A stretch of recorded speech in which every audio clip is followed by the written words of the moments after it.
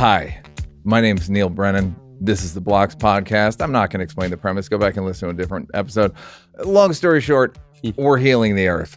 My guest today, you saw it on the title when you click this. His picture's probably on there. Yeah. I know, right? Yeah. And I don't know what your intro is. I did see that you're celebrating your anniversary at the Luxor. Oh, yes. Yeah, I don't know. I don't either. You could tell, huh? Yeah, You look I great don't- in plaid, by the way. Thank you so much. So, yeah, I think it's our coming up on 18th year Great. anniversary. Not Yeah, usually so- an anniversary people celebrate. I'm not but an anniversary. but God bless. guy. Yeah. Still working, still It's doing it. one of the great comedians of our age and day. Yeah.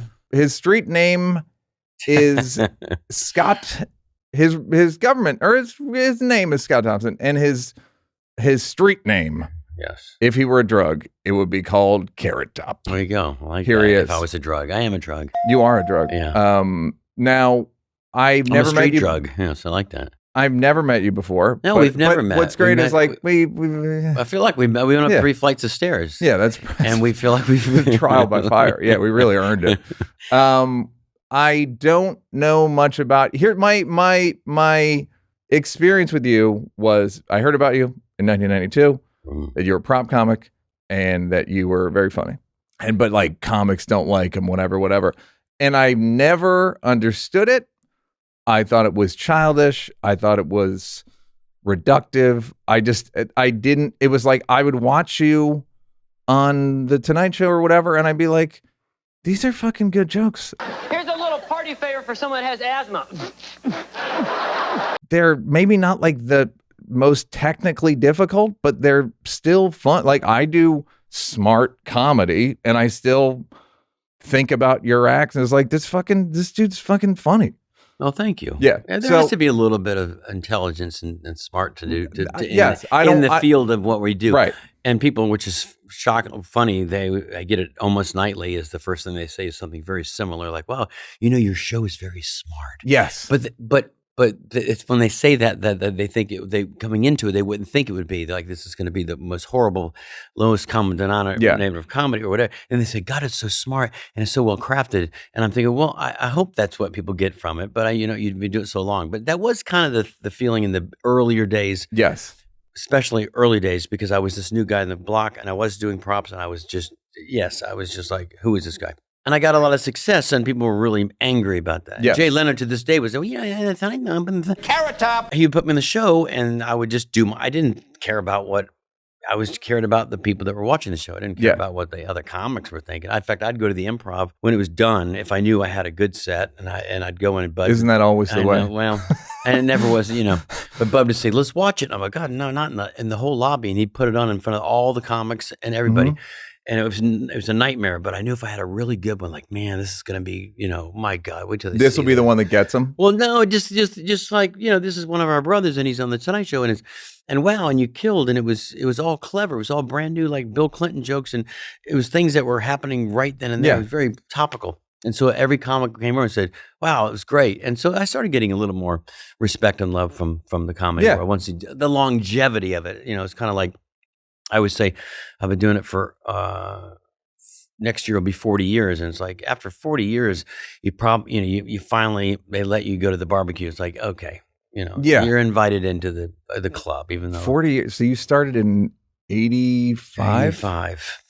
Wow, it's so funny because I didn't hear about you till 90. So you'd been doing it 7 years by the time I even heard of you. Yeah. That's yeah. amazing. Which is another thing. People always say you're over the overnight success. Now, for me, it was a little sooner, 85 to when I first started getting some TV stuff. It was sooner than most probably, but I had an act that I was at the right time. I tell people all the time, it's a lot of luck, and timing. I was at the right place at the right time. Right when the comedy boom was just coming down, I came into the thing and there's this Carrot Top with this props and it worked great for television. It was like every show was like, oh, we want this guy. Here's a plate if you go to Grandma's house, you don't like the food, it's got a little disappearing tray on the plate. Hey, Grandma. Because it worked great for TV. It was, in your face, visually good for TV. Here's rollerblades for rednecks. Those are pretty cool. Which was funny. They never put me in the first Tonight Show. I went and auditioned for The it. Johnny Carson one? Johnny Carson, and I was going to make I used to make a joke. Were you on Carson? No, I was on Tim Allen, but yeah, way back. That's so long. But no, I had auditioned for him and I killed. It was one of the best shows, and I never really did that well at the Improv. I don't know why. I was just a weird dragging my prop trunk through the hallway up to the club, and I did exceptionally well. And Jim McCauley, who booked the Tonight Show, booked the comics on the Tonight Show, came over, and it couldn't have been a better set. He says, "Man, Scott, it was so good." And I said, "I got the show, right?" And he says, as much as I love you, you just will never be on the show. And I'm like, well, why did I audition? He says, well, I just, I just wanted to see you like perform. I just wanted to hurt your feelings. Well, in a sense, yes. I think he said the exact same thing to Howie Mandel. Yeah, he did. In fact, Howie and I had this discussion. And what's crazy about the whole thing with that was, and I explained this to Howie. I said, it's so funny if you break down what television is. It's the visual. Yeah. It's in the title. And it's what everything Carson did. Karnak, the Magnificent. And the throwing, hatchets. Yeah. Said everything that he did was visual, and that's what made Variety and all that was, you're not Ed doing Sullivan and Jack Parr. I guess he just not. Didn't like it. So anyway, and it didn't. I mean, it hurt my feelings because I really wanted to say I was on Johnny Carson, but I still got to stand on the Gold Star when it was all said and done, and that was pretty cool. Yeah, and also we're getting to the point where no one remembers who Johnny Carson is. Right. It's just like you just stick around long enough. No one even remembers who Jay Leno is. Carrot Top. That's what I mean. Like, and the things that hurt your feelings are completely, and the people are totally irrelevant in terms of work stuff. True, except internally with you. Of course. So with me, it's always going to be that. But people are like, let it go. I'm like, well, I've let it go, but I think I will always have that embedded in me. That's why I bring it up. In that a lot of your blocks that I have these blocks written down here. They're all kind of around the same thing. Yeah. I guess what I'm curious about is, what do you think? How did it manifest itself? Like you said, that not being on Carson hurt your feelings, or we'll hold the grudge, or we'll we'll nurse the wound, we'll stay loyal to the wound, all that stuff. Put it in our trauma trophy case. Even though you've done other things that might be bigger than life. You've been in movies or in sitcoms. Yep. All right, welcome to the ICU. And things and theaters and specials. It's just as a comic, you wanted to do the Tonight Show. Yep. I get it. The first block you have is people who would not book you in their venue. Were there people who would not book you? What do you mean by that? I mean that yeah, and it's they wouldn't book me. And then the strangest thing is they were all my friends that were booked at this club in Atlanta, and it was a huge club, and it was the A-list club, and from Foxworthy to everybody. And then I'd have friends like, the Amazing Jonathan, friends of mine. Everyone worked the club, and so I knew the owner, and there was a big Christmas party. So I went to him and I said, I would like to play the club, and everyone and all my friends are already playing, and I'm already playing every club in that at the time, A clubs. And he just said, it's almost like the Carson thing in a sense was that, just, not our kind of our cup of tea. And I was like, I'm not following what that means. You're booking Amazing Jonathan, who's all these guys, who's variety, similar, prop comedy, magic, right?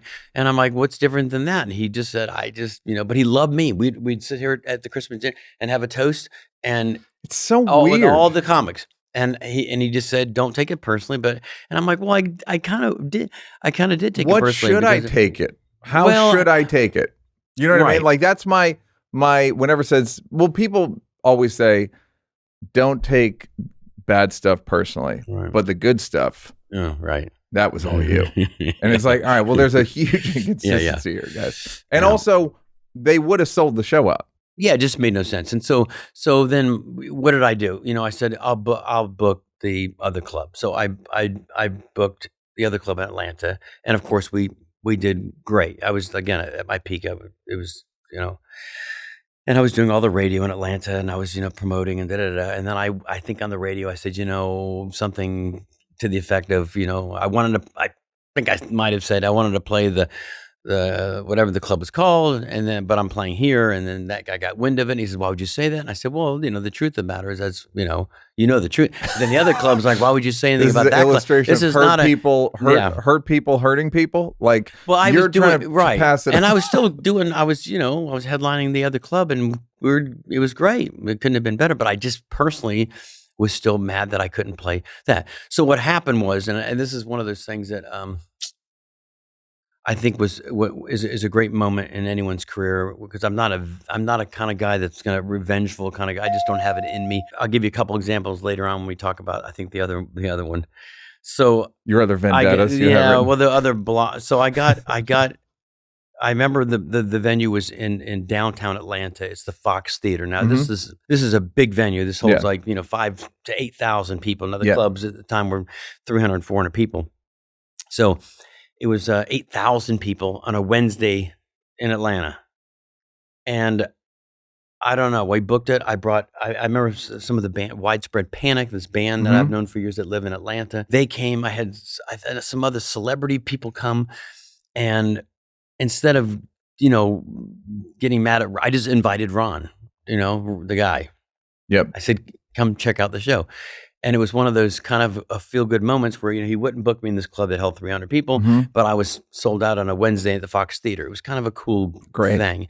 And of course, he didn't come. But it was, you invite him, and you just to kind of let him say, that was the way, just to say, look, I would have done fine. It would have been fine. It never heals the wound, though. No, you know what I mean? You're still like, I just fucking needed you to just acknowledge that I'm great and we're friends. Or just something. It would have been, and I'm not, then again, I wouldn't have like rubbing in his nose like a puppy, but I just thought, I'll invite him and just let it. So of course he knew about the booking and knew about the gig, but it was more of a personal, again, like, oh man, but yeah. Okay. Here's my question. So a lot of these things are about personal rejection, not feeling like you belong, not feeling supported. The thing I said to you when we sat down, which I said before we started rolling, was I'm on your side. Yeah. Right? I've always been a fan, legitimately. And then we were talking about feeling support, and I was like, no one feels supported. I don't think anyone in showbiz thinks it's going all that well. Right. I think people think it's going like, well, for now. Right. Even Tom Cruise is worried about like, why do I have to keep doing these sequels? Right. You know what I mean? Right. Like DiCaprio's had a pretty unblemished. Good for now. Yes, DiCaprio's unblemished. He's never done a sequel. Denzel's only done one sequel. You know what I mean? Like there's certain guys. No one thinks it's going especially well. Any peak is temporary. Right. Sure. So that's my first point. My second point is when you got into comedy, what did you think it was going to be like, and then how did it end up? That's an interesting question. What do you think it was going to be like, and what? Because I'm in a similar boat where I thought I came from high school to work in the door at a club in New York. So I was like, yeah, we're all going to be high school friends, right? And slowly but surely, I realized like, oh, we're adults, and this is millions of dollars are at stake, and there's a lot of weird antagonisms and not exactly friendship. So what I'm wondering about, what was your experience? It's a great question, which I've never been asked. I think that's really cool. Thanks so you much. got into comedy, to get into comedy, what you think it would be like, and then what did it turn out to be like what you thought? Weird. So when I got into comedy, I was enthralled with the idea of, I love comedy. I studied George Carlin, Eddie, all these comics, and admired it. Thought that the process was fun. The idea was fun, but I was never, not show business in family. I have no deal. I still have no business being in it.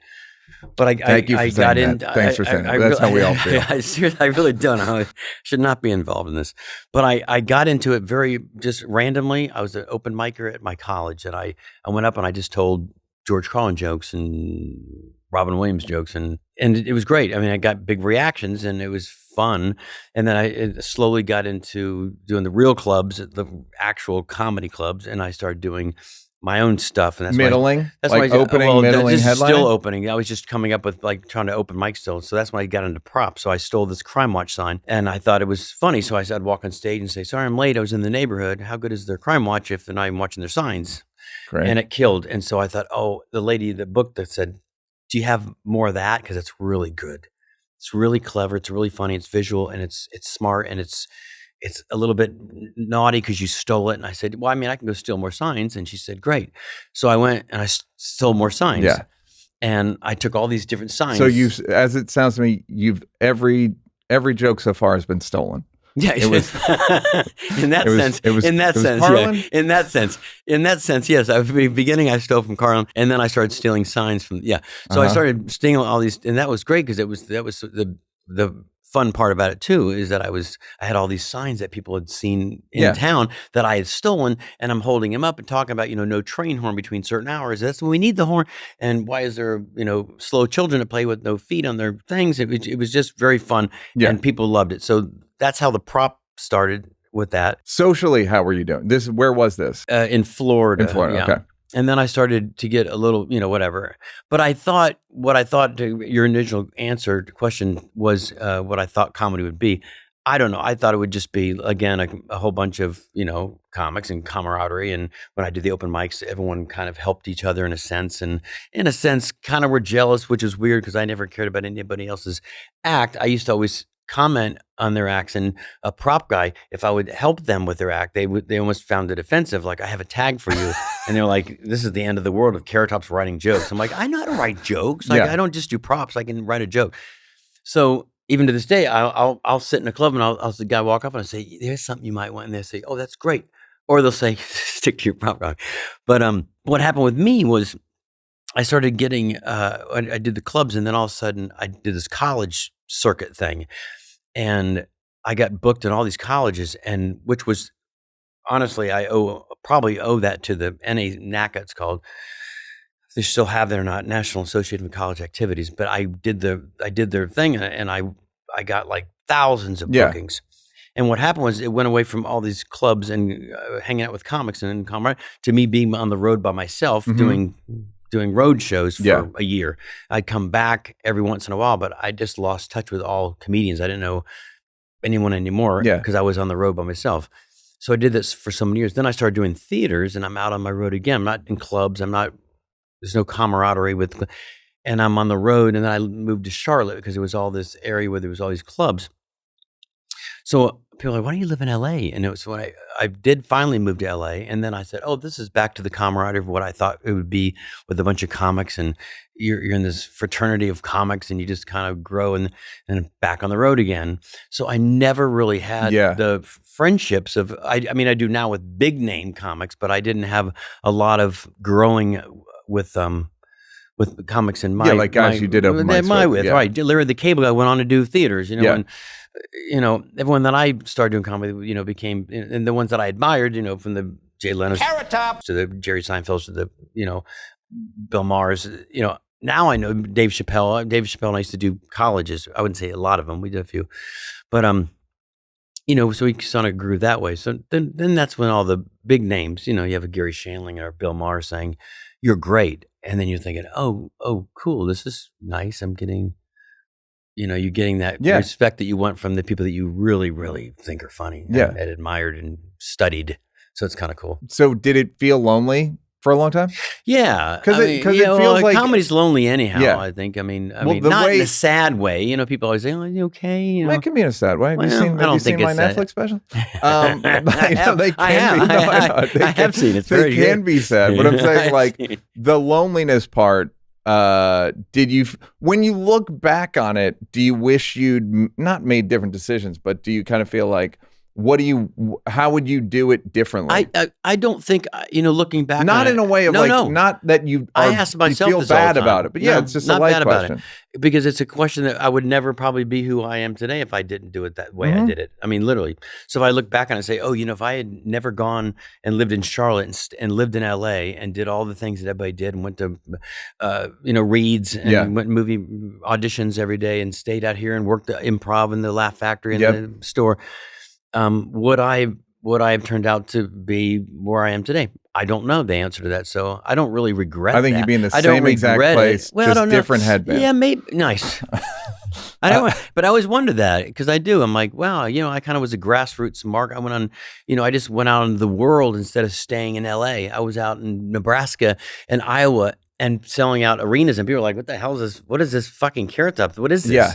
And they'd say, I saw him on Regis and Kathy Lee. Carrot Top. Well, answer the question from before, which is, did you have any idea of what it would be? And then did it end up kind of not being that? Did you ever think about like, I wonder what Carlin's life is like? Sure. Because in a weird way, his life was kind of similar in that he was on the road a lot. Yeah. And then from what I understand, he would write a little bit in New York and LA, but and I could have that dead wrong. But I'm wondering, like, you were not a victim of your own success, but I think a lot of times what happens is guys have like their crew that they started with, and then one of them makes it, and then either the crew survives that or doesn't. And a lot of times it doesn't. And some of the crew, I was the first one to hit in mine, and then Larry Whitney, Larry the Cable Guy, and I remember the conversations with him like it was yesterday when he's like, "Dude, I just sold out like a 500-seat room in Omaha," and I was like, "Dude, it's great." And he's like, "Now I'm doing like this thing for Get Her Done on the thing." Get Her Done. And it was great to see his joy and his excitement about this next step and level of fame and money and comedy and fame and comedy fame. And it was great to see the excitement in that. But I mean, I don't know. It's a fun journey every night. Yeah. But I do, like you said, I think when I went into Vegas and I saw, Bill Cosby, and I was like, holy wow, I wonder what this is like. I mean, you can read the transcripts. Well, right. If you want to know what I don't it know was Bill like. Cosby way, but yes. Now you just take a little bit, just a little bit, and you just take a little bit, not a lot. It's a horrible Cosby impression. By the way. Judd did a great version of that same bit of like him going to the getting the subpoena and hiding from his wife with the Cosby. I got up and I hid the paper. I guess what I'm curious about is it's a sad, horrible life is what you're trying to get. No, but the natural sort of defensiveness that I don't know if everyone feels, but I don't know too many people that feel like they're widely lauded, widely supported. Even people that always are focused on the person who's not supporting them or said something negative or gave them a look or didn't. Probably in every business, though. Not even just show business, probably any business. Totally agreed. So what I'm saying is, how do you think it manifested itself? Because from the outside in, the thing that I noticed about you was like you started working out at a certain point. Yeah, but I always worked out. You did? Yeah. Okay. 12, you just 13, 14. Showed always. it off. You showed it off. Or no, more. maybe we got a little more into it, but I always worked out. Yeah. Okay, so that wasn't like a Not response. really. No, I was just in Vegas, stuck, but nothing to do because I had a full-time residency, and I said, "What do I do? Do drugs all day long or go to the gym?" So did you try the drugs? I did the gym instead of the drugs. Yeah, I've never been a drug guy. I mean, I've tried them all. I'm not, but you have to. Yeah, but you're in show business. But when people say they've never, like Gene Simmons, I've never tried drugs. You had to have. Your genes, nope, never. Yeah, it's like, but I what? tried them all, but I didn't enjoy them all, so I never liked them. I was like, not my thing. Okay, so what do you not think? Not a big drug of guy. Even now, nothing. No drugs. No vaping. Even I have horrible lungs, so I just good. Yeah, you're doing great. I'm doing good. You're doing fine. What do you think of? I wish I could smoke. Everybody seems to enjoy it. If I get terminally ill, I'm going to do it. I'm going to go back to it. I quit yeah. like a long time ago. How do you think it manifested itself in your internal monologue, and how do you think it manifests itself in like your life choices? This sort of feeling rejected thing. Well, it was only for a brief moment, really. So it didn't really manifest. It's most of your blocks. Well, no, most of my blocks are from early on. Oh, okay. Yeah, good. so all right, it really has taken, that's what I'm saying. Early on, it was kind of a weird thing. And I think that when I talk to young comics, and I would say the same thing, the early day, you got to be strong and you got to work really hard and you got to stay focused on what it is that you want, because you're going to get, especially hate or success, you're going to get a lot of hate from it. Singers, whatever. A lot of it's just anybody. A lot of it's just institutional. It's like I hate whoever's making it. Sure. And that's a fact of life. The old saying, they love success but hate successful people. Yeah. And that was part, and it was just so much so quickly at a young age when I was doing so well that you just couldn't. It was hard to kind of break it down. And you're like, I was on a tour bus many nights with my crew, and we just sold out. It was a great show, and you couldn't have done any better. And you're on a tour bus, and all of a sudden one of the late night shows, Saturday Night Live does a rip on me, and we're all just like, oh my god. Now it's funny, but you're also like, you just kind of have this like. God, that it's still funny. They're talking about you. That's what I Okay, they all say that. Like mixed. they just did a skit on you in Saturday Night Live, dude. That means you're like Yeah. you're pop culture. You're legit. But you're like, I know, but why can't they do it in a positive way? Yeah. Why can't they do it in a positive way? Yeah. Because then it's not funny. If how it did you wouldn't be funny in a metabolize it? positive way?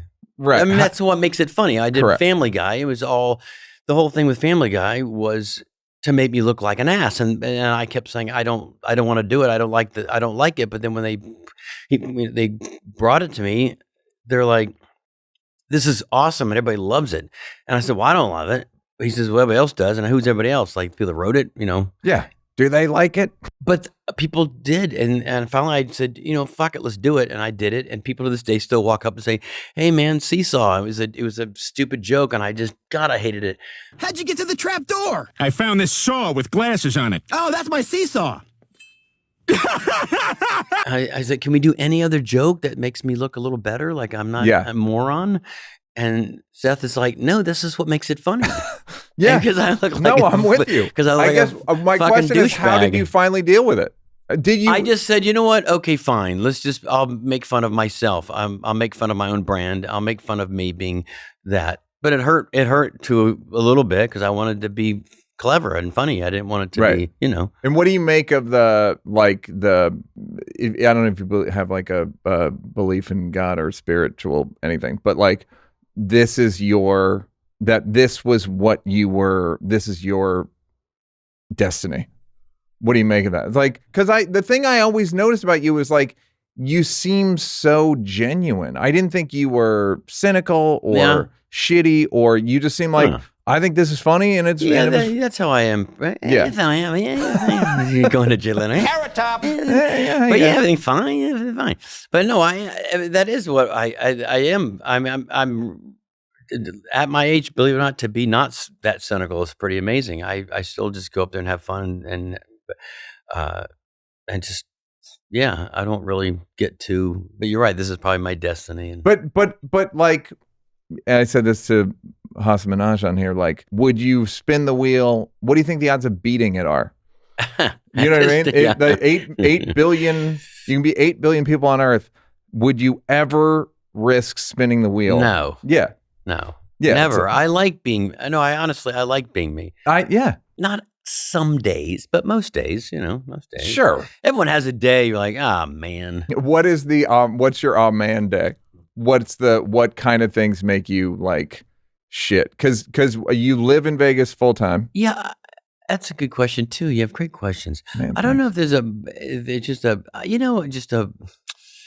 was a what makes you feel sorry for yourself? No, I don't really ever feel that way. I just famous comic. I just get like you just get in a like these might be in a. Which is weird because that's the number one question I ask comics. How do you do it every night? Oh my God, how do you go up there and just be funny? How do you take on all that How do you take approval? on funny or if you have a crowd that's just dumb as bricks and then you just become down and just eats at you like horribly.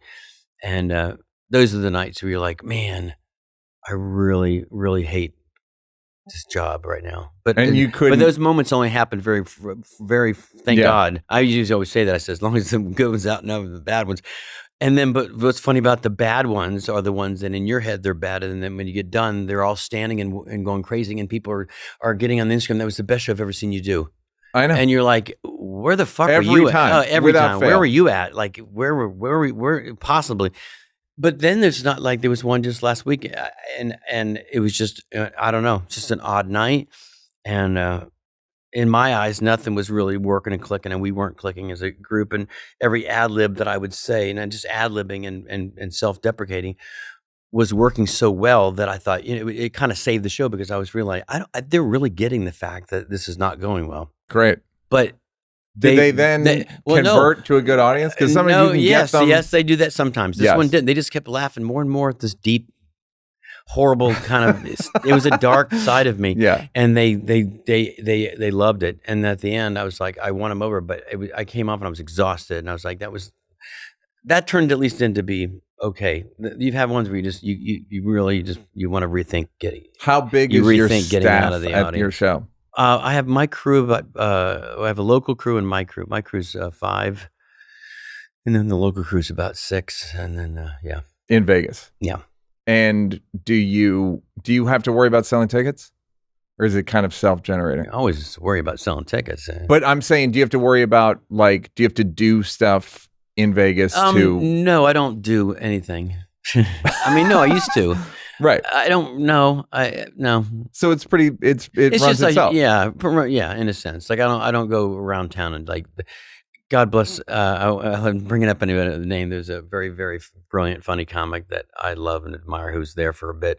And he used to go out to the airport and go on the streets and like do things in the afternoon to give tickets or to hawk his thing. And I'm like, I will jump off the Luxor. Well, if you jump off the Luxor, it's not going to hurt you. But if I jump off anything to do that, I just don't even come to me and ask me to do that. I'm never doing that. So that's pretty. And I've never done that. Even if I'm working a club when I was 19 years old. Hey, go down on the strip but and like sell. radio. No, I'm not doing that. Radio. Well, radio, you had to do that back in the day. But now do you have to do any? Oh, I still do some if I do road shows. I do radio shows. Okay. And I don't mind radio shows, but I'm not going to stand on the street. You know what I mean? I'm not going to get in the back I don't mean you know what I mean? Get in the back of a pickup truck and drive down the strip. Of course. But I'm wondering but how people much, do that. How much you have to do to, how many tickets is it per night? It's a nice size 400 seats room. It's Great. Nice. Yeah. And you're the doing Coliseum's got 5,000. That's why you don't want that gig. You're doing 5 nights a week? 6.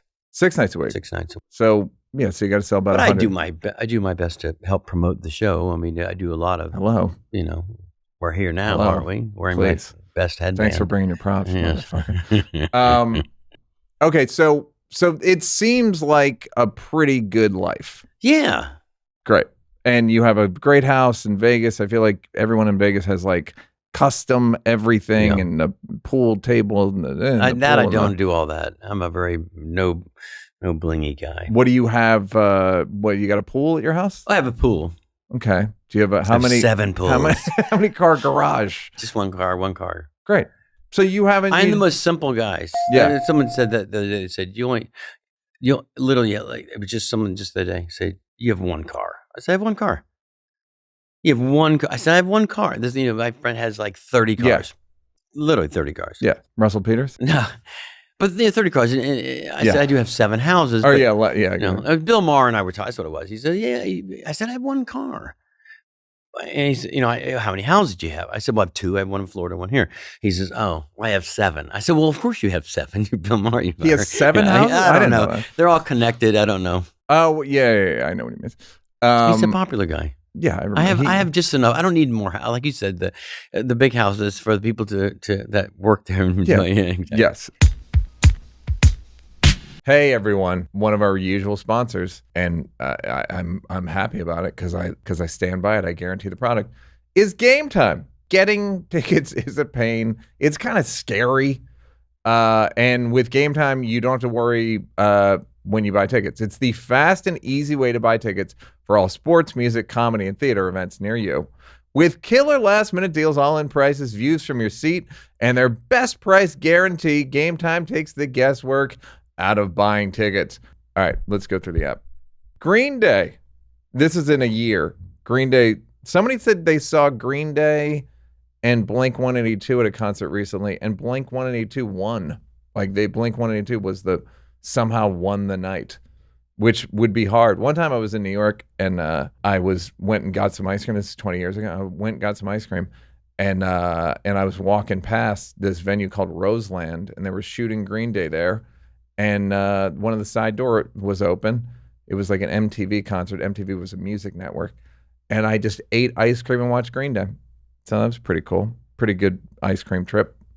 Travis Scott, of course, no comment. A lot of basketball happening.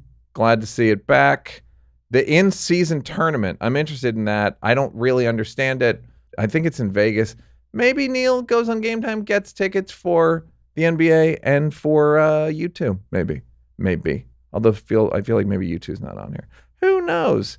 Burna Boy is coming to the BMO Stadium. I feel like that's going to be a very international crowd at Burna Boy.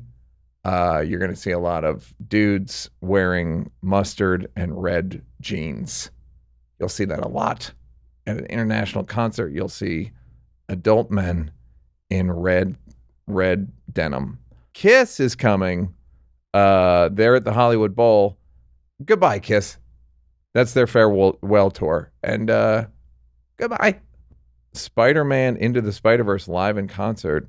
Okay. People really...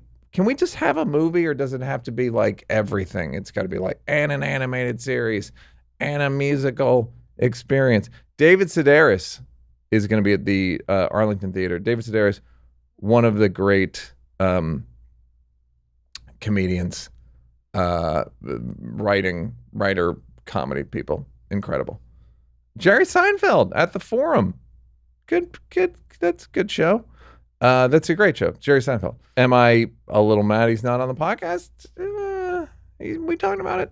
So GameTime's got last minute tickets, flash deals, zone deals, easy to find and buy tickets for every kind of event in your area, views from all seats in the venue, lowest price guarantee, event cancellation protection, job loss protection. That's got to be pretty sad when you're like, I can't afford it no more.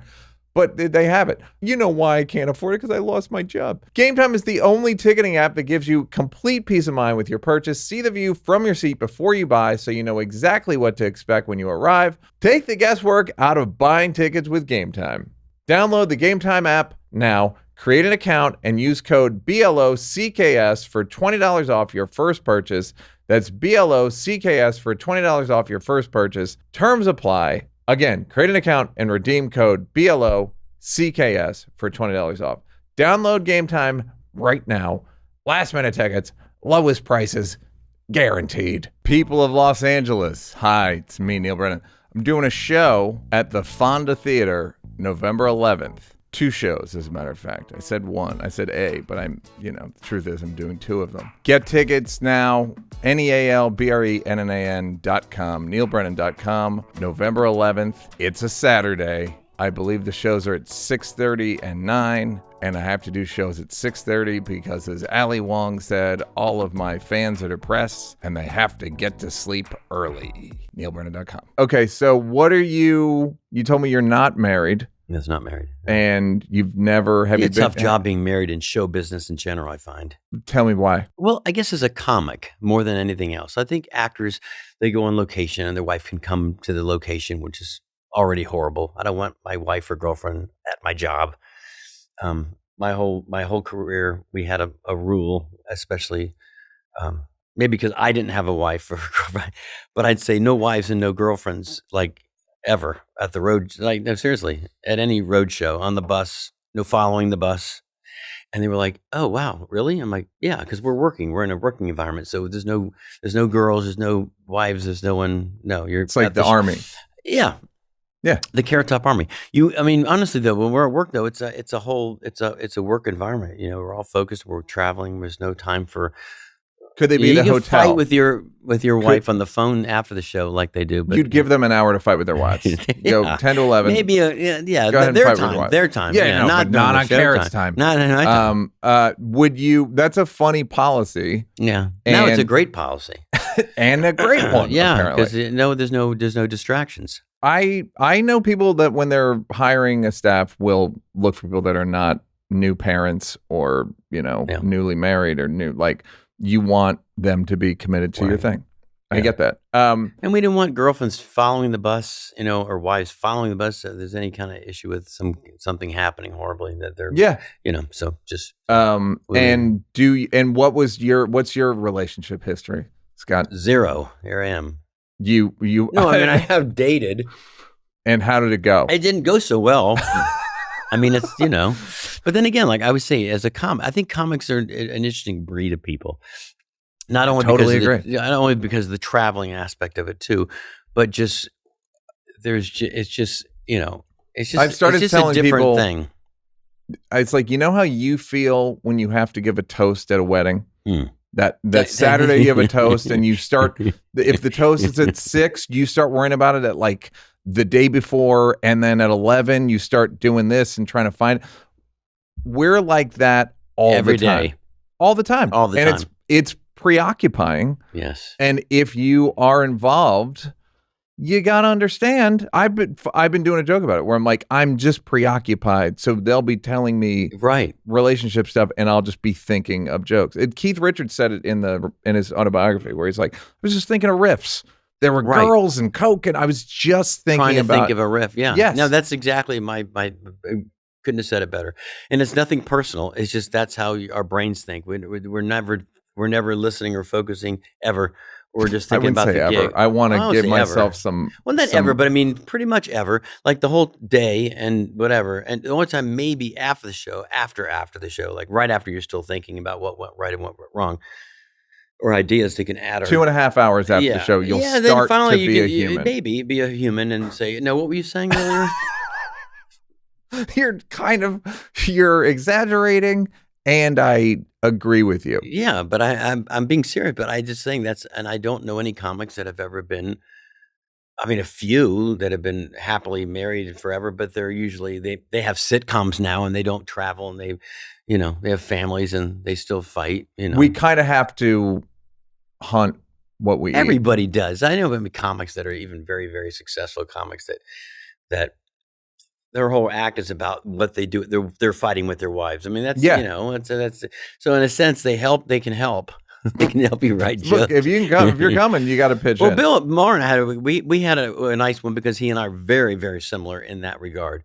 It's just about the single aspect of things, and I think we just were like, he's 60 something, yeah, and he says people to this day find it odd that I am not married, and I said I get the same shit. And it's not odd. It's odd to me that you think it's odd. Like to me, it's like everyone doesn't do the same normal thing.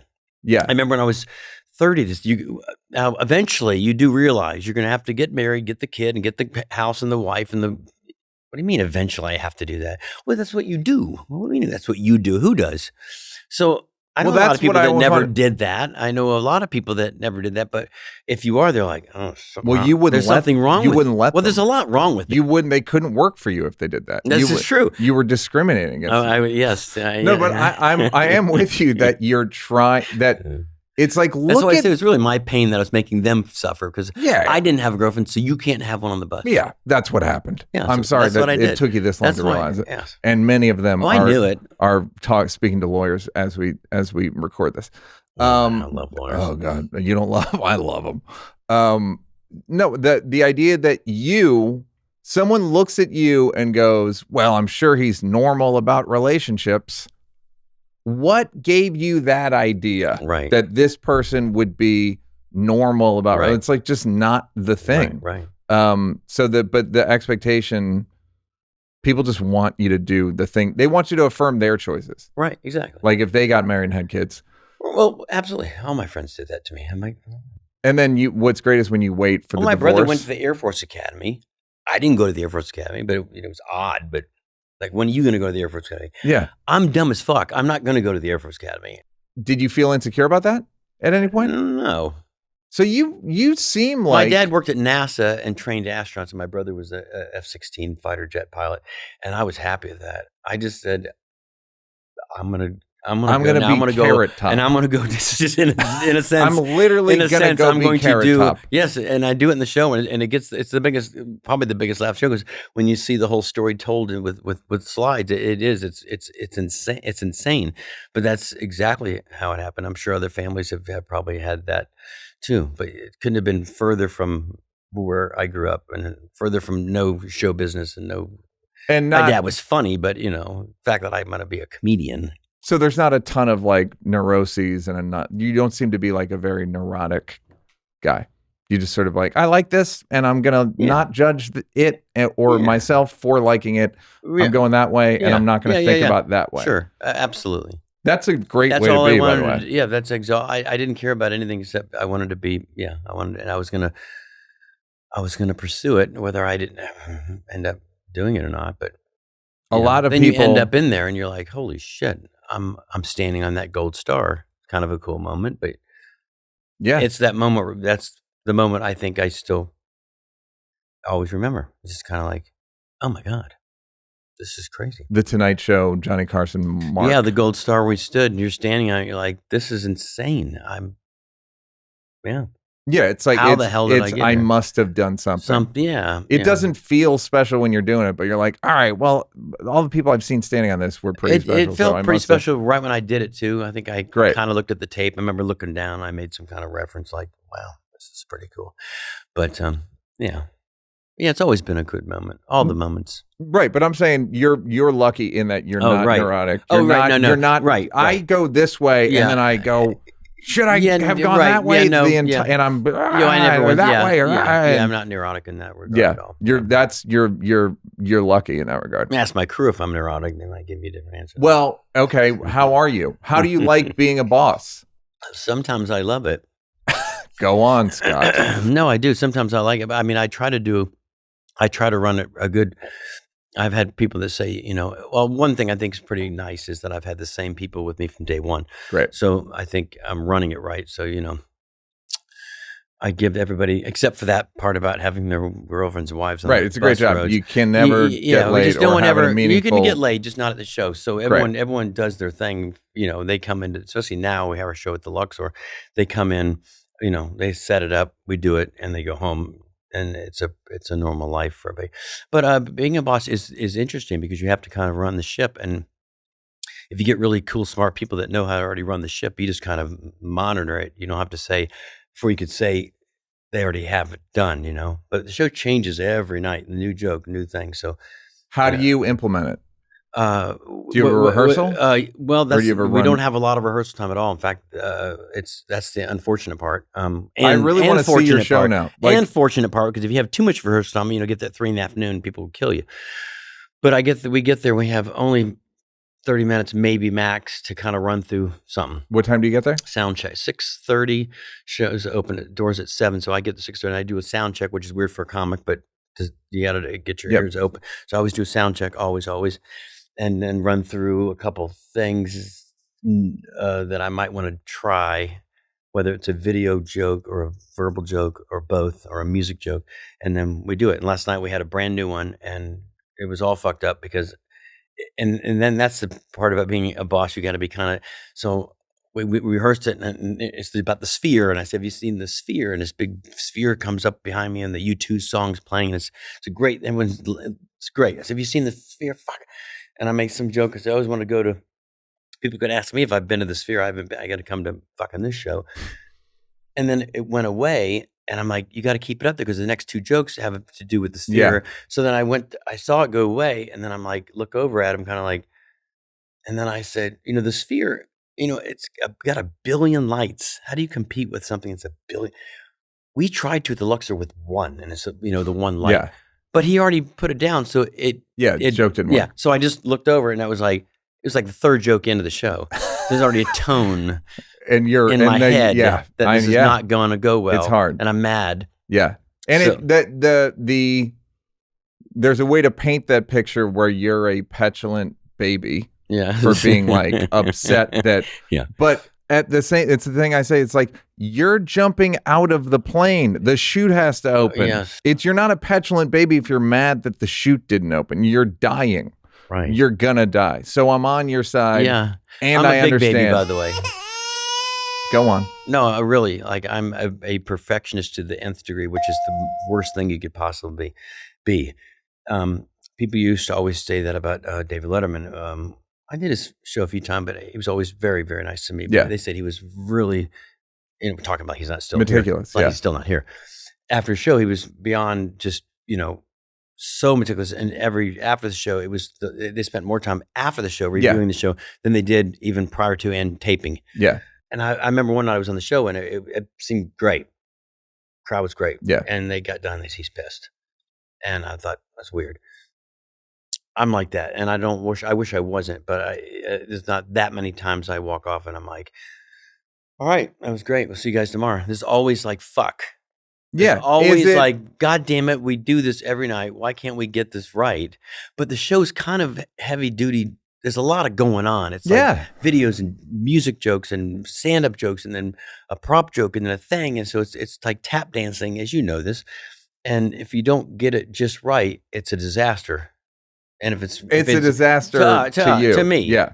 But that's all that matters. I mean, because Yeah, because you can only be you. That's But the I mean, problem. you want the crowd to enjoy it. So, but then you get done, they're like, they loved it, and I said, yeah, but it was horrible. No, it wasn't horrible. Yeah. You're never Letterman did this podcast and I asked him and I think the staying late and watching is about as much about self-loathing and self-laceration as anything. Yeah. And the show was great. It's like one time Chappelle goes, Brennan, or he said in front of people, he's like, Brennan's a perfectionist. And I go, yeah, and sometimes the shit's perfect. Yeah. So why are you saying it like it's negative? Right. Well, that's what I just said earlier. Yeah. You're right. So I said it's a good thing and a bad thing to be a perfectionist, but when it is good and it's really good and it's tight, like you said, then what's wrong with that? It's like an alley-oop. It's an alley-oop. It's right. perfect. It's usually why the show is usually better than the nights that aren't. It's still good because you're still so ahead of the game to make it perfect.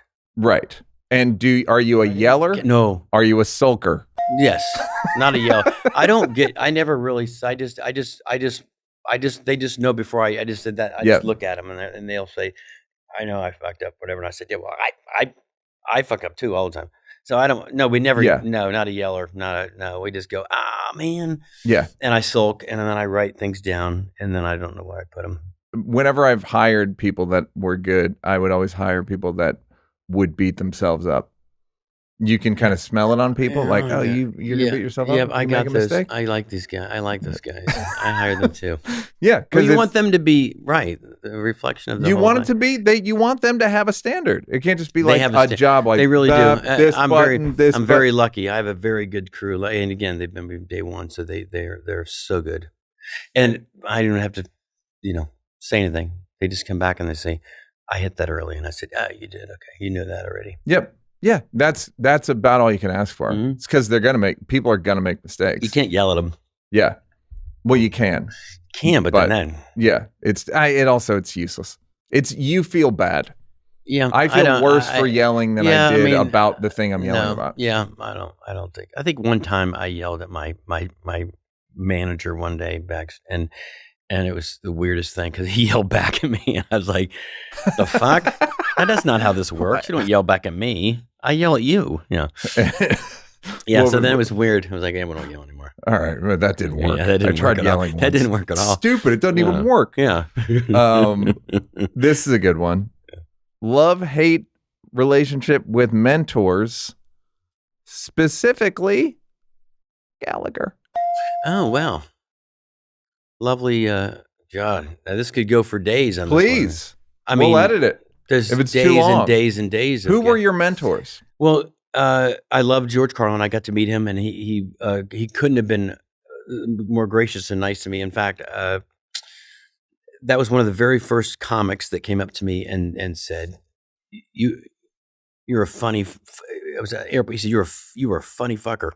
Great. And I remember thinking, wow, George Carlin said I was, and then he went on to tell me my joke. So it wasn't like he was just saying, he knew the bit he liked. Yeah. He said, that bit that you do with the phone. And I said, oh, and he says, that's ingenious. So it was a paper cups and string joke phone, hey, what's going on with the string? They had them forever for kids. And 90s or whenever the hell I started, 80s something, I started comedy. That was one of my props. I said, they always have the paper cups and string phone. They should have an updated version. They never updated it for today's world. So I'd have another cup that came out for call waiting, and then 3 cups for conference calling, and had a clear cup for caller ID. And he said, that fucking, how the hell do you? I said, it's like me asking you how you came up with the shit. The bit, we got more shit over here and shit. And he said, but that's, I said, no, it's the same thing. I don't know. I just thought of it. I said, I'm looking at a paper cups phone. I said, we need to have another call waiting. And he said, well, that's great. And I remember thinking that was the first legitimate, comic, a brilliant. I don't know any comic that wouldn't have been excited to be complimented by George. Pryor would have been excited. Cosby would have been excited. Any of these, geniuses would have been. I was shaking in my boots. I couldn't. I told everybody. Forget like a Jack Nicholson or someone you meet later saying you're fine. A comic, George Carlin. Yeah. So he was definitely a definite influence in Richard Pryor, Cosby. Okay, what's whole the bunch? The Gallagher one. Well, what are Is the? Who were interesting. your mentor? My Well, mentor means to me that means like connected and they give you advice. Well, Gallagher would Okay. be a big mentor. When did that? How But did that the weird start? thing with this, with the mentoring thing, and I do a whole bit in the show about it now, is it's kind of a double-sided mentorship thing. So when I first met him, I was 13 or 12, and I wrote a joke for him. I'm picturing you both at a rummage sale going. Yeah, for well, you know, this potential was actually a props. verbal joke, and he was. I said, I have a joke for you, and he said, "What's the joke?" And I said, because he was standing by this door. It said, "This door must remain." Now, this is, you know, I'm 12. This is a long time ago. It said, "This door must remain closed at all times."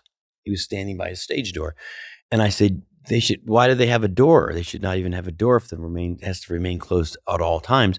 And he said, "That's funny." And that night he went up on stage and he did it. And he says, "Where's Scott?" Scott wrote that. And I was like, I was 12 years old. What were you doing there? My neighbor was managing him and said, "You want to go to a comedy show?" In Florida. Yeah. And Gallagher's not very big at this point, or he's pretty big? He was pretty big, but he was playing a surf expo, but it's probably 3,000 people.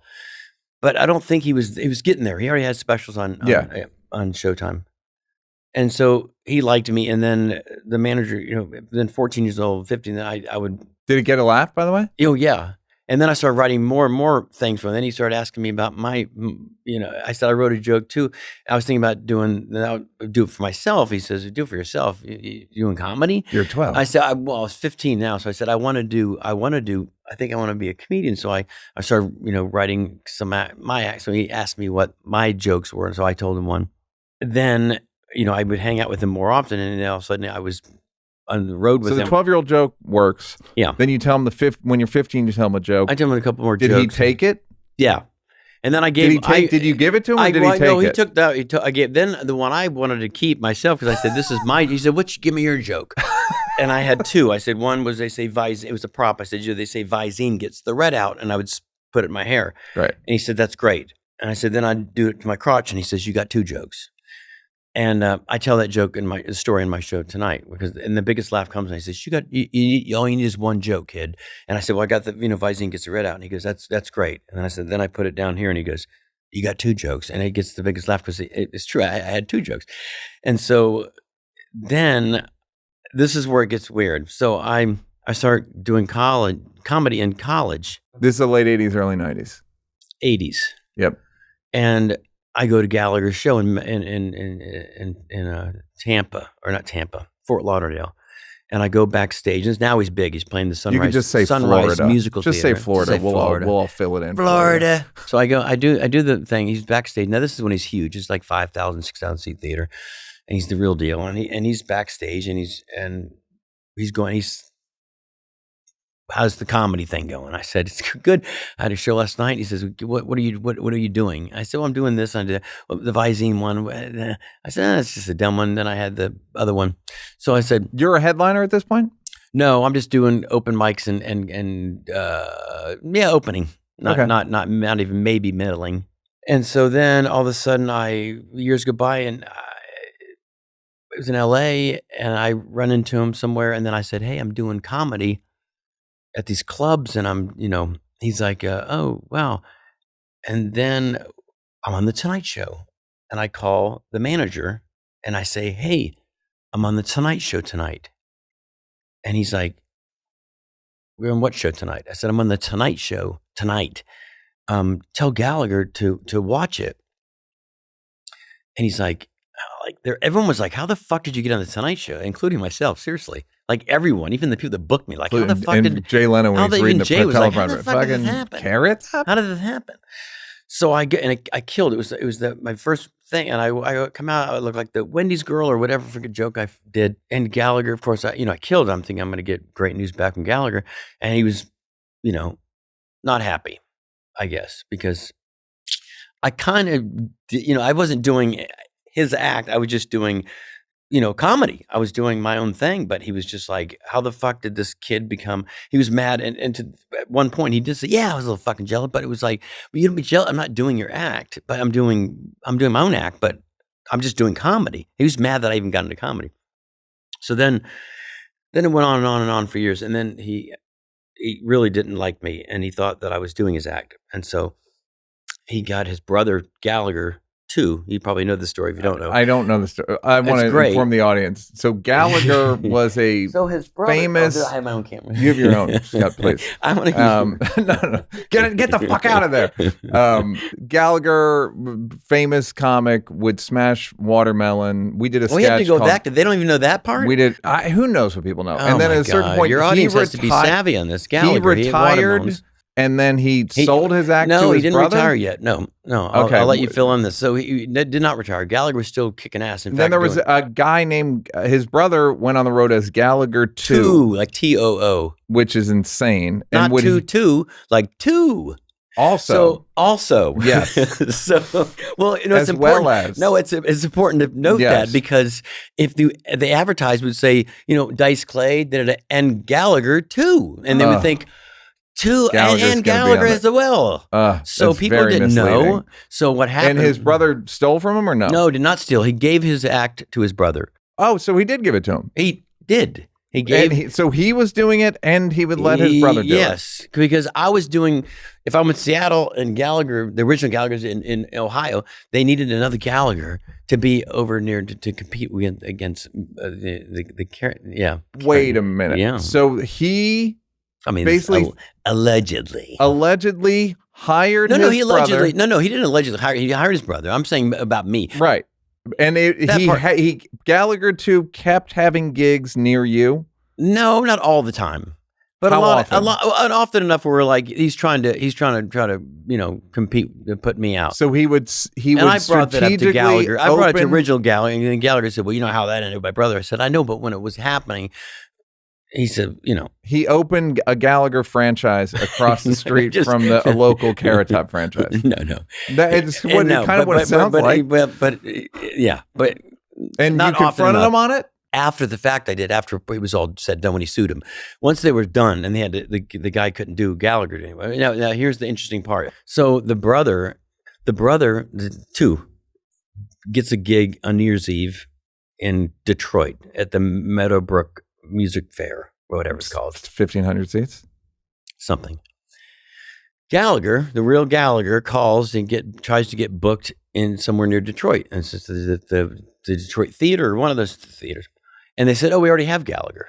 No, this is not a joke. Seriously, you want to see? You want to laugh? This is like you want to laugh? This is like the end of the Prestige, yes. where there's 2 Gallaghers. And I swear to God, though, you can't make this up. So Gallagher, of course, the real loses his fucking mind and says, "Well, I book me and cancel the other Gallagher." And he said, "We can't cancel the other Gallagher. We already have Gallagher." And he's like, "No, you're not listening to me. So anyway, that's when he lost his mind. Told his brother to quit, and his brother says no.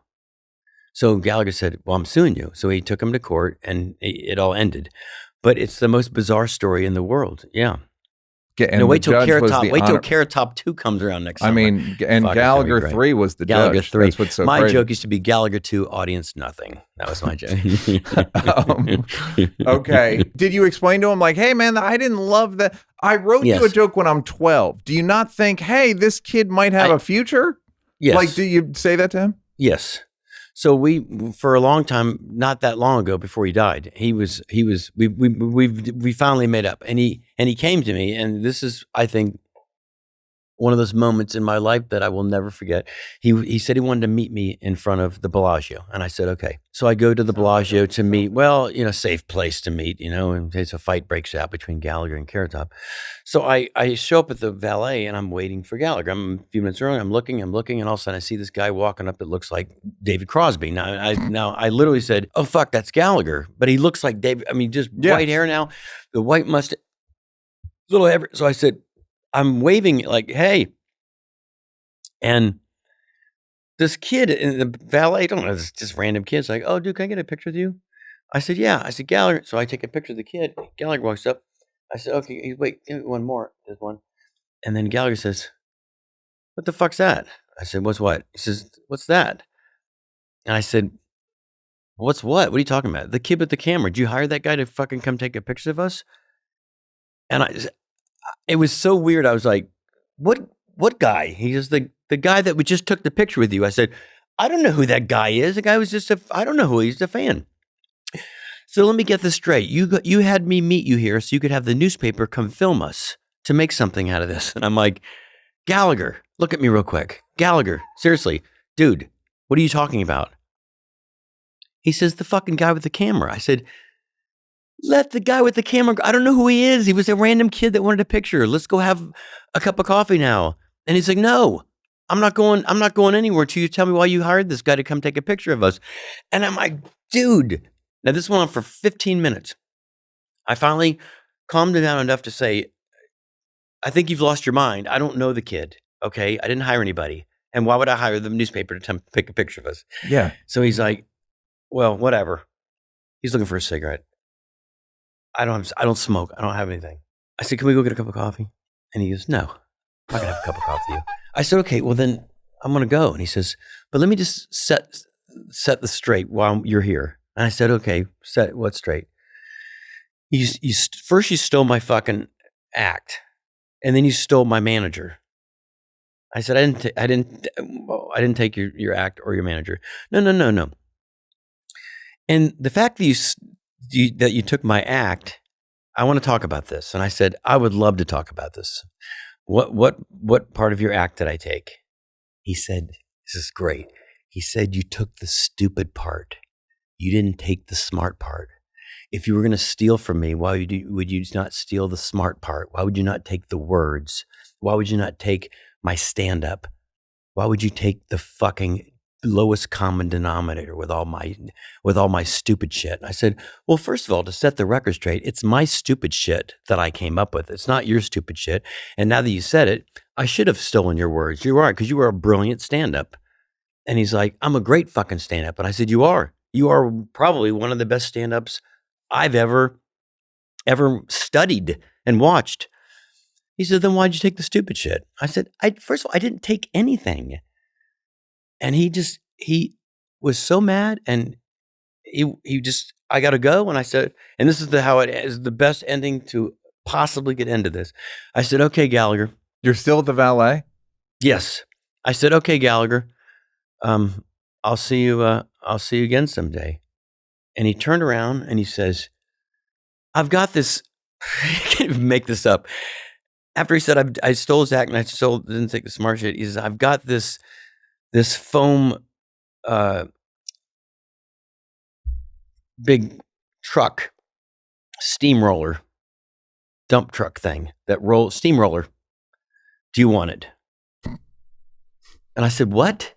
He said, it's a big foam steam. What you bring a guy on stage and you lay him down and you roll him over with the foam steamroller. I said, so now you're giving me this? No, this is the weirdest thing ever. He's screaming, and I mean screaming at me. And then he stops and says, you want this foam roller fucking thing? And I said, it won't, no, it won't even fit on my stage. No, it folds up into this thing and it'll kill. You can have it. I said, okay, Gallagher. I never took it. I never even. So I remember leaving and I was shaking and I called my friend and said, how'd it go? I said, dude, I literally, he just screamed at me for an hour in front of people. So a month or two go by. I'm still telling people about it. Like, dude, still telling people, like, why'd you hire the guy at the camera? And then one night my manager calls me. He says, where are you? I said, I'm just pulling in now. I'll be up in 5 minutes. He says, your best friend's here. And I said, my best friend? I don't know what it means. He says, your buddy. He's here. I said, who? He says, Gallagher. I said, Gallagher's there. He says, yeah. He's been here for about an hour. And he's like yelling at everybody and taking over the whole theater. And you get up here quick. He's driving a steamroller. Go ahead. Yeah. Right. So I go up and he's there and he's just yelling at me again about everything. He's like, what are the trunks this here? Why are they set that way? And I said, what's that way? Your trunks. I said, well, because are you going to come to the show tonight? And he said, I don't know. I don't think I want to go. I said, all right, well, you're welcome to come. And he's like, nah. So he yells at me about my trunks and then he leaves. And I said to my guy, like, halfway through the show, I glance over and he's on the side of the stage, just watching me, just Gallagher just standing there watching me. Suspenders? No, that was different. He didn't wear. Yeah, he had suspenders at one He did. point. He did at one point. He I always think Robin Williams with the suspenders. They both did, yeah. But his roller skates, and he was just He screamed at Robin about stealing them. About this. Probably. He yelled at him. Probably at did. the San Francisco wharf. I bet he probably did. Yeah, of course. He had to. And so anyway, he's done the show, and he comes backstage, and he tells me for an hour in front of my whole crew how everything needs to be changed. The entire show, everything needs to be changed. Every joke, the trunks need to be turned this way, and you're giving. I don't know why you're doing this and why you're doing that. I said, I got it. I got it. I mean, I've got this. I don't mean I got your changes. Yeah, I got it, kind of. But it was also a moment that's just like, wow, my mentor's watching me and I'm giving me lessons and whatever. So 3 nights in a row, he shows up. By the way, how's he getting in? Is he coming in the back? He just walks in the front door of the Luxor and says, I'm here. Yeah, they don't stop him. Right this way. And had the same shirt on for 4 days, right? And I show up for the 4th day. And now, I've known him for so long, and he's been at the show 4 nights in a row, and now he's yelled at me 4 nights in a row. Now it's time for me to kind of be a dick to him. So I said, are you honestly going to wear the same fucking shirt 4 days in a row? Like, dude, I'll get you a shirt. And he's, I don't even know what's wrong with my shirt. I said, can I get you another shirt? So it seems like a different day. I mean, it's like you're yelling at me in the same fucking. So you're gonna have different memories because I don't know what you said on what day. In the same striped shirt, right? Cartoon outfit. Can I be yelled at in a plaid shirt? Is he wearing the vertical stripe? Yes, the Gallagher. He's wearing the Gallagher shirt. Yes, I have a video. The French sailor shirt. Yes, that's all he wears. Fuck. You got to respect it. No, yes, but no. So I said, I have to, in a better way to put it, I need 4 different memories of it. I need of you yelling me in plaid. I need you yelling me in a white t-shirt. Yep. Because it's all coming together as one big sailor shirt. So anyway, he says, give me a Carrot Top shirt, I'll wear it. So I'm like, you gotta be kidding me. So I give him a Carrot Top shirt, and it's unbelievable. He wears it, and the whole crew's like, and it's kind of a weird moment, like Gallagher's wearing a Carrot Top shirt. So I said, are you coming tomorrow night as well? He said, why? I said, I'm just curious because, I'll be ready. So I went home that night. And I thought, if he does come back, I have an idea. And I thought it'd be funny. And we have I have it on film. I'll show you. So I called Danny. I says, Gallagher, he's here again. I said, fuck, perfect. I'm stopping off at Vaughn's. I'm getting a watermelon. Do we have like an old hammer at the warehouse? My warehouse is right across the street from the Luxor. And he says, well, yeah, we have like you made one years ago because it used to be a joke when I would make a joke about hitting. It was like a Gallagher reference, but it was a foam. It didn't work. I said, no, I need a real, it's got to hit a real melon. I said, I don't know if we have anything like that. I said, well, I'm going to go to the warehouse and we're going to rig something up. And so I get there and I've got the watermelon. We have a stool and I rigged this like kind of hammer up. And I said, it didn't have to hit the melon because the joke was going to be, I said, I have a great idea, Gallagher. And he says, what is it? I said, at the end of the show. He's like, I'm not going to be here at the end. I said, why? Will you be here at the end of the show? And he's like, what do you want me? I said, I'm going to make this reference and then I'm going to come back out at the end and I'm going to put a stool down on a watermelon and I'm going to go to hit it and you're going to come out and you're going to grab the hammer and you're going to hit it. And he said, first, it's just fucking stupid. And why? I don't get it. I don't get the joke. I said, the crowd is going to go ape shit when you walk out on stage and they see a watermelon. They're going to go crazy, especially that I set it up earlier. Because I used to do it 10 years ago. I'd find some random woman in the front row and I'd say, I said, I hit the watermelon at the end, in case you're wondering, because she's waiting for I'm the different guy, right? Because some lady one night said, when are you going to hit the watermelon? I said, different guy. Jesus, I think I'm Gallagher. So I set it up that way. Yeah. I said, by the way, lady last night was sitting right where you are. She's like, when are you going to hit the watermelon? So I'm ready. And I said, at the end. And then people laugh and I said, different guy. So that joke works recently. No, this is about 10 years. It's all set up. It's all set up for that. No, you're right. It worked 10 years ago just as a setup. Never did it. But now that Gallagher's a foot from me and I've got the whole thing, this is going to be brilliant. And so I said, do the setup. Then I come out at the end. I run off. Does the setup work? Do you go, different guy? It works. People know what you're talking about. All right, great. And I run off And I come back out for this little thing at the end that I normally do. So when I run off, I look over and he's there. So I give him the look, and he's like, and I'm like, wait. So I bring a stool out, and I bring this big fucking watermelon out. That you went to Vaughn's and bought. Yes. I Amazing. put the watermelon on top of the stool, and I go to grab the hammer, and right when I go to grab the hammer, Gallagher runs out. I thought he was going to take the hammer, but instead he takes the watermelon and he shoves me as hard as you can shove me. He shoves me so hard. He's so fucking mad at it. He's just angry and he's shoving me, and he's got the watermelon, and I'm like, oh, and I almost fall, and I have this like hammer. What's the crowd doing? They're going crazy. They're going nuts. And then he like, and I walk out, I said, fucking Gallagher, and they went crazy. And at the end, people were like, what was that really Gallagher? And it was great. So at the end, I said, oh my God, I go to give him a hug. I said, that was the most, dude, did you see that? It was great. I have videos to show you. And he's like, I still don't fucking get it. I said, it just killed. You just lived it. You just lived the moment. It was, did you hear the crowd? I still don't understand what's the purpose. What was it for, though? I said, it's for us. It's not for anything. Oh, it's going to be like social. I said, I'm not going to even put it on social media. I just want to do it for fun. We're having fun. This will be a moment you can, and if you want to share it, I can put it on thing. People will think it's funny, but if you don't want to put it on anything, I won't share it with anybody. And he's like, it's not funny even to share. I said, Gallagher, it's brilliant. So he came back, told me never to show it. And yelled at me again, and then I think he took the Carrot Top shirt home with him. Still wearing a Carrot Top shirt somewhere. Did you?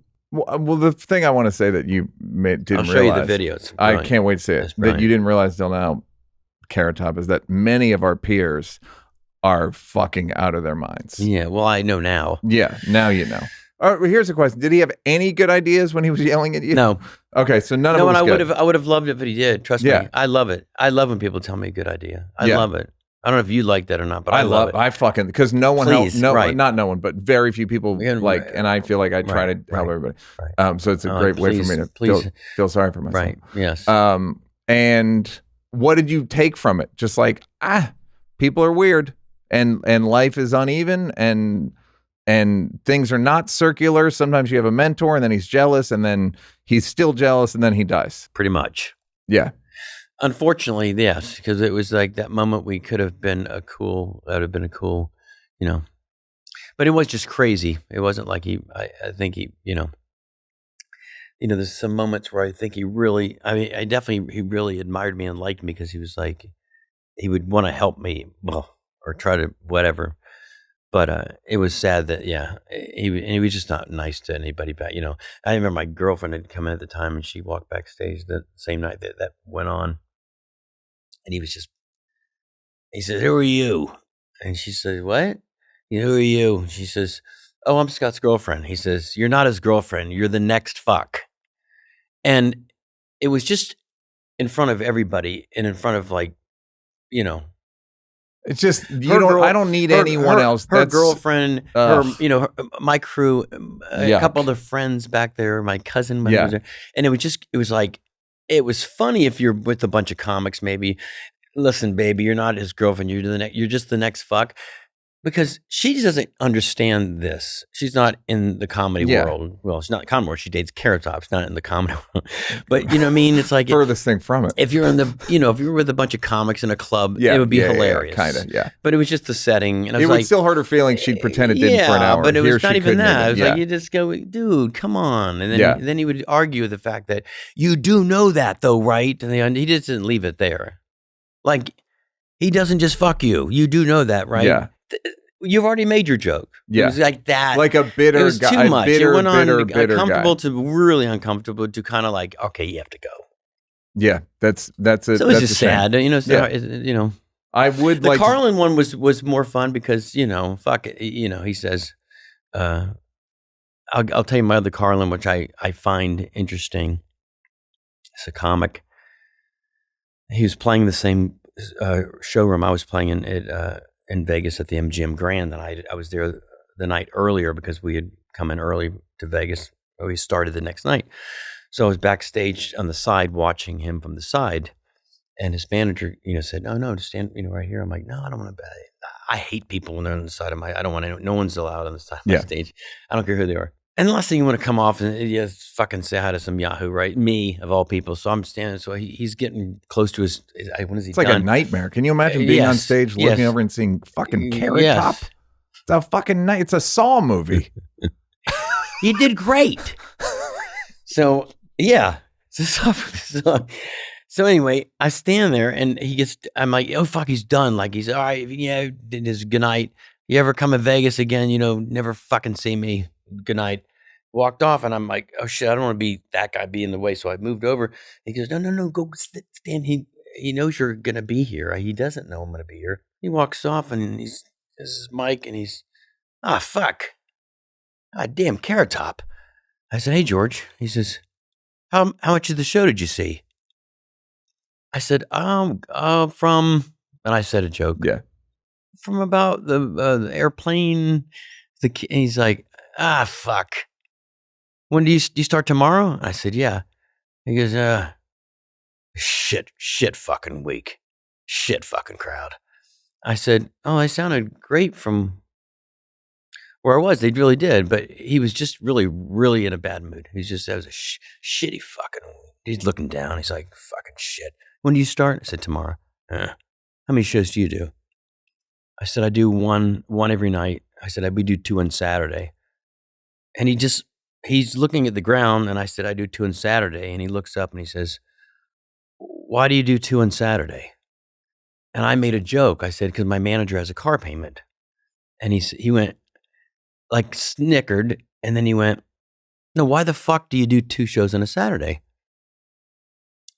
I said, I don't know, that's how they do it. I said, we do 1, and then Saturday they want me to do 2. So he said, what do you mean they want? I said, they want to do 2, so I just do 2. And I said, I look at it like I fuck up 1, I get a shot at the second one. And he says to me, with dead silence, his eyes look right at me. He says, let me tell you something. I said, what's that, George? He got right in my face. He says, never, ever give the audience the upper hand. Ever. Do never fucking say that again. And I said, I won't. He says, the audience gets the fucking chance 1 time. You do what you fucking do. You do your fucking cup joke, and you do your fucking comedy and what you fucking do. And if they fucking get it, they get it. If they don't, fuck them. They don't get a second chance. And he walked off. And I looked at his manager and I said, I told you I shouldn't have been fucking here. And his manager says, oh no, he loves you. I said, well, that went well. And he said, no, seriously, just stay where you are. He's going to come back out. He's probably going to grab you to go back there. And I said, I don't think so. I think he's really fucking mad. I probably shouldn't have said that. And he says, no, he loves you. A second later, he came around the corner. He says, hey. And I went back, and he had coffee, and he was going through some notes, and he really didn't talk much about comedy. He just said, how do you like out here? They treat you good here at the hotel? I said, yeah. The crowds, the numbers pretty good. But then he didn't ask me. Well, it's not because didn't he give the crowd the upper hand by going like, shit crowd? That always feels like an upper hand. No, he said thing. They were horrible. Yeah. Well, he said horrible week, horrible crowd. And I said, they sounded pretty good. So then I said, the 2, he says, never give them the upper. But he didn't. When he was out there, he said, next time if you're in Vegas and you can't get into Blue Man Group, don't fucking come to my show. He said something negative at the end. So he was already, that's what I said, Yeah. And that's what he was basically saying to me at the end. But I'll never forget that. And I mean, dead point. It was different with him yelling at me than Gallagher. And he wasn't yelling. He was just making a point, and he didn't have a sailor shirt on. Well, no. He had a black sweater on. Gallagher had bought them all out. You couldn't find a Carlin wanted to have a striped shirt. I even said, I got, no. Okay. In Vegas, all of Nevada was cleaned up. So you have the thing I talked to Roy Wood about, we were talking about, you felt a little bit antagonized by other guys, but there's a story about your act burning down. Oh yeah, Birmingham. That feels like camaraderie, like incredibly sweet. Can you tell me that story? No. Okay. Great. That would have been a great one. No, I was booked in the Bahamas. I was booked in the Birmingham Comedy Club. This is an A club. This is where this is the club you wanted to play. It was the biggest club in the South, besides the one in Atlanta that wouldn't book me. Going back to that, and so it was the Birmingham Comedy Club. Now this club did 3 shows on Saturday. So we did a Friday remote at the club, which they never do. It was like about John Boy and Billy and the big team are coming in the club, and they had it set up on the stage, and we came up and we did the radio show on the stage, and we had breakfast for people that wanted to come, audience members to come and sit in the club, and they had breakfast for the club, which they don't normally do. It was an odd thing for them to do. Just to have the kitchen open on a Friday. So we did the radio broadcast. Show was done, and we all said, God, it's supposed to, like a blizzard's supposed to hit there. It's already kind of snowing, but they said, everyone, stay by the phones. We'll let you know if we're going to do a show tonight. It was like that bad. That's all people talked about. So we went back to the hotel, and sure enough, 6 o'clock comes and said, look, there's no show. The roads are closed, and it's Birmingham. There's no, it's Birmingham. It's right, Alabama. It's not right. a big snow city. Right. Yeah. Right. So there's no tractors. Gallagher, if he had that foam tractor, I could have used it. If only. And so they called and said, it's canceled tonight. We're like, wow. I looked outside. God, that's feeling bad, I guess. So we stayed at the Hyatt, wherever we were at, and the TGI Fridays bar, and we got, we just watched football, whatever we did that night. It was Friday night. Woke up in the morning, there's a knock at my door, and I'm like, all I remember is like, I don't know where I was. I opened the door, and my road manager's staring at me with a shit look, and I'm thinking, why is he knocking at my door at 6 a.m.? This is not good. Something's wrong. So I'm thinking, shit, somebody died. That's all I could think of. Someone died. So I went, what? And he said, the club burned down. And I said, the what? He said, the club burned down. I said, what club? I'm thinking like the TGI Fridays we just had dinner at. The club burned down. He goes, yeah. I said, the comedy club? He goes, yeah. I go, like, how bad? He goes, gone. And I'm an idiot. I'm sitting there and I go, fuck Bruce. Bruce Ayers, it's the number. I played the club. Oh my God, Bruce, the club. And my guys look at me like, dude, your act. So you immediately suspect. I really had no clue. And I thought, oh, fuck, my act's in there. I was thinking the club and the thing. You immediately suspect Gallagher. No, Rip Taylor at the time. I said they found Rip Taylor's matches. That was my joke. That's the first joke I said they found Rip Taylor's matches. Fantastic. But yeah, so two and two didn't go together. I didn't think anything about I'm like, oh my God. And then I'm like literally losing my mind going, I don't remember what all was in there. Like I had 5 big cases full of shit that I started in 1980 with, stolen Crime Watch signs and bank tubes. And I'm like, oh my God. So we charted just as soon as we... And you didn't have backup. You'd never occurred to you to have backup. No, I still don't. I started writing down, and he started writing down as much as we could remember that was in there. And then it dawned on me, fuck, I'm on the Tonight Show Monday. In 72 hours, you're on the Tonight Show. So I call, my people, the Beta Cara team. I call them and I say, hey, listen, I don't think I can do the Tonight Show. I mean, even if I get out, I can't I don't have, I don't have an act to do.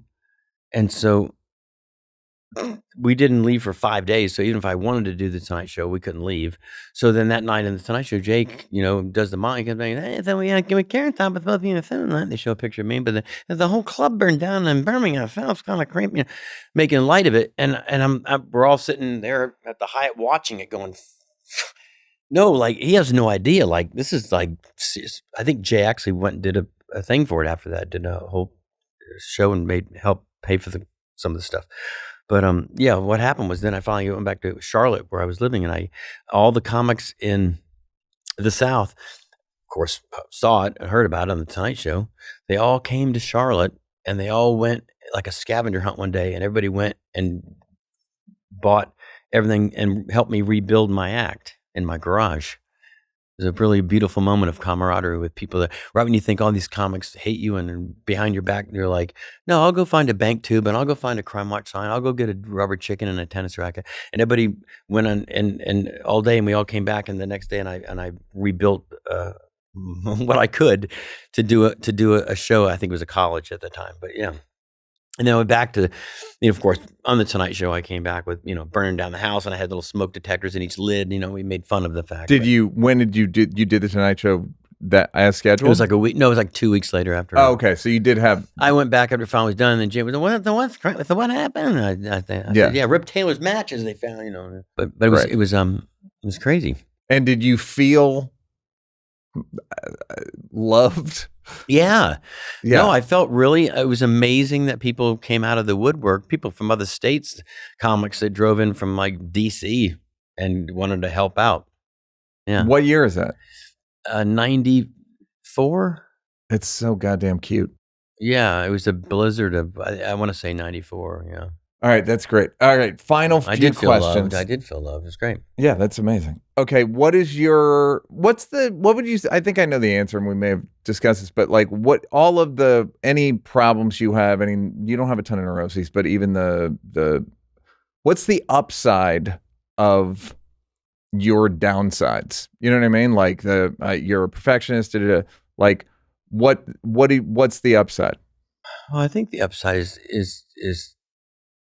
the focusing on the writing and focusing on the show. I'm a big believer in keeping the show fresh, too current sometimes. But even if it doesn't work, the joke people say, "Wow, you already did a Taylor Swift Kelsey joke like the day of Aaron Rodgers. Wow, the day of you." And I've always been that way because I always just want to stay current and write. I would think that's important. Being a perfectionist, but being focused and I work a lot. So that's an upside to all that. Downside is all the same things. I don't get enough rest. I don't probably take it easy enough. But again, I'm not well at vacationing. People say, why don't you just go take a month off somewhere? I'm like, what do you do for a month? A couple of days, and I'm like, all right, I'm ready to go do something else. Yeah, great. COVID was tough. I think everyone probably, except people that were really always lazy, never wanted to work. They thought COVID was just another week, another year. Yeah. Some people really did. Like, COVID really didn't affect me. I'm like, because you never did anything. I know. I like doing stuff and I like not doing stuff. Yeah. But it's true. That's how it affected people differently. I have friends that never did anything in their whole life. I'm like, it really didn't affect me. I'm like, well, no shit. Yeah. But someone like me that was never stopped. I was going crazy. I can't sit on a boat another day. I can't. Did you get anxiety, depression? How did everything? Yes, sure. Yes. Anxiety, definitely anxiety, depression. I got a little bit of definitely anxiety. I thought I was having a heart attack a few times. I was just freaking out about it. Did you work out more? Well, there wasn't gyms open, so I would run in the streets, with signs. Help me. No masks. Yeah. Fauci, ouchie. And I did run a lot, and we did cook out a lot. I'm lucky I live in Florida on a boat, so I had a boat. I would tell people all the time back then, especially then, if I didn't have my boat, I would not have made it because every night I would just go float and watch the sun go down and listen to music, and it was a very calming. Sounds great, man. Well, because people that were considering and stuck in tall buildings in New York, I was just remember thinking, I honestly don't even know what I would have done. So you have a house on the water with a boat. Yeah. That's about as good as it can be. That's what I'm saying. Yes, I said. I'm saying that's the best thing. Yeah. It's like a vacation for most people. Yeah. It is. It's a vacation. It's torture for you. Yeah. What's your personal goal for yourself? Like an emotional, like what are you aiming at? What are you trying to get to that you might be able to get to maybe? I don't know. Just trying to get off the 405 usually. Where I'm trying to get to. Here you can't get anywhere. No, yeah. I'm trying, I don't know because that's a great question too. You've had very good questions. Three by my count that we know of. 3 or 4, maybe more. Maybe 4. We got up into 5, lower 5. But it's a good one because I don't know if a lot of people, if they do have a search for something like, I want to be in movies or I want to do a sitcom or I want to have like a Seinfeld thing. I want to have a thing or an HBO thing or that. Yeah. I've always been like, I'll just find out tomorrow what I'm doing. Because I might be in a movie tomorrow, but I don't know, but I don't plan on it. But if it happens, great. But I think my only real goal is just to keep doing it and keep having fun at doing it. I think that's the only thing. It sounds cliche, but stay healthy. As you get older, you're like, you want to stay healthy and keep writing and creating and doing it. And then when it's all said and done, then it's done. But you seem to be pretty emotionally like. Yeah, I don't think there's nothing else I want to do. Yeah, so people always that's something too, and they say you've also done a ton every day. of shit. They say, "When are you gonna retire?" I'm like, "Why? Why are you already?" That's the one that bothers me is people say, "Yeah, when? How long are you gonna do this?" I'm like, should I not anymore? Like, it always makes me wonder why they're asking me that. Like, are they thinking it's probably time? Yeah, you know what I mean? No, I know. Thinking, are they already thinking like you're gonna retire soon? Like, right? And like, no, I'm still young. Are you? I'm like, yeah, because all people that I have admired and grew up watching, they did it till they died. Yeah, and people say, well, that's sad. I'm like, well, is it? I mean, they should have sat in a room, right? I mean, they should have sat alone in a room and died instead of selling out a theater. Right. I mean, like Don Rickles. God bless Don Rickles. My manager, by the way, 30 some years is here somewhere. I was at a restaurant with him here in LA, as well as, where everyone, you can't make up, you go back to, Florida and say, I'm at a restaurant last night and it was like Florence Henderson and Nikki Sixx and Don Rickles and, we're in the same restaurant. It's Chipotle on Ventura. Right. Yeah. It's LA and you forget that, right? You're like, oh, that's Jack Nicholson. Oh yeah, we're in LA. Yeah. So my manager says to me, Don Rickles is over at that table next to you. You should say hello. I said, like, I was in a movie with him. So I said, God damn it, it's Don. This is not that long ago. And I said, God damn, Don. I said, well, you're his agent too, right? I said, yeah. He says, yeah. I said, well, you go say hi. Don't make me do it. You're fucking, you the one that saw him. You go do it. Cause it was like 12 people at his table. Yeah. No, he's not going to know me. He'll know you. You were in a movie. I said, I know all right, you should do it. So I get up and I walk over. Now, literally there's 12 people. I'm already neurotic. I'm going to go interrupt Don Rickles' whoever's sitting with him. And I said, hi, everybody. I said, Don, I don't want to bother you. I just want to say hi. And he turns around, like typical Don Rickles, and he says, I said, Don, it's Carrot Top. I don't want to bother you. I just want to say hi. He says, Carrot Top? Really? Do you have to tell me that you're Carrot Top? Like we didn't see you coming from it. Like he just started ripping on me. I said, oh, I know. I don't want to bother you. He says, well, that's too late. Right? He's doing his shtick. So, and this is like a month before he died. He says, well, that's too late, huh? And I said, yeah, thank you. And everyone's laughing. I said, I'm going to let you go. He said, oh, are you? I said, I just wanted to know if you remember being in that movie with me. And he says, I've tried to forget everything you and I have ever done. Ever. Great. And he grabbed my cheek and he said, how are you, kid? I said, I'm great. And he says, my name's still big and my name's still alive in Vegas. I said, absolutely. Yes, sir. It always is. All right, good. Get out of here. And then he says, Scared Top here. This is and he did the whole, Johnny, Johnny. His joke, his bimbo and bingy and banging him. Yeah. And it was just the most brilliant moment. I'm thinking, here's Rickles at 90 years old at dinner and he's still doing his shtick and fucking on point. You know what I mean? And crushing. Yeah, crushing. So to answer that question, when he's